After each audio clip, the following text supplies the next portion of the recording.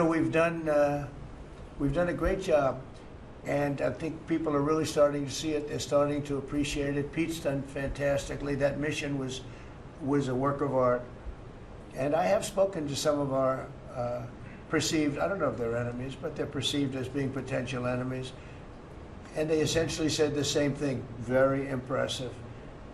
There wasn't a thing that we didn't lose an engine. We didn't lose it. Just they landed and they were cheered.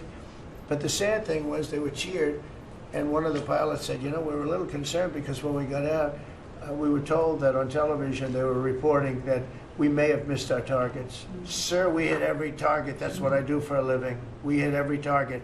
In fact, when the bombs hit, a yellow haze came over the horizon that I've never seen before. It just lit up the whole horizon, brighter than the sun. It was like looking into the sun. He goes, we hit our target, because you know what that was exploding.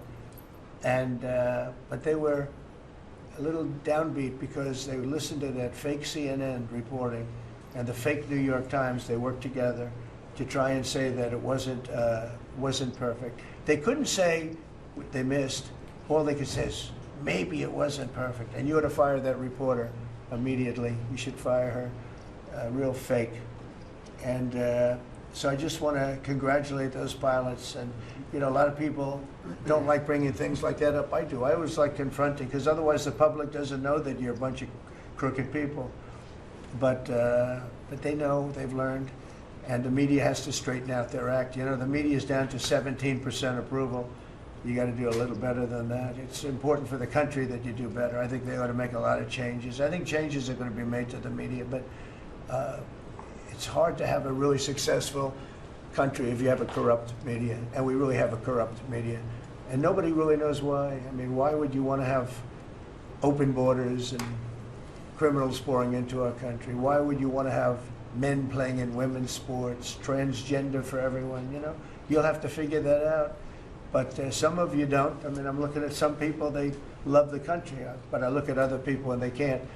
But we were really proud of our military. It was, and the people that maybe don't like us or want to play games with us, because I think that had you not had the situation in Afghanistan, I don't think Putin would have gone in. I think when Putin looked at how stupid and incompetent that operation was, he said, wow, this might be a chance. And we're dealing with him now too. We're not happy with Putin. I'm not happy with Putin. I can tell you that much right now, because he's killing a lot of people. And a lot of them are his soldiers and their soldiers, mostly. And it's now up to 7,000 a week. And I'm not happy with Putin. Okay,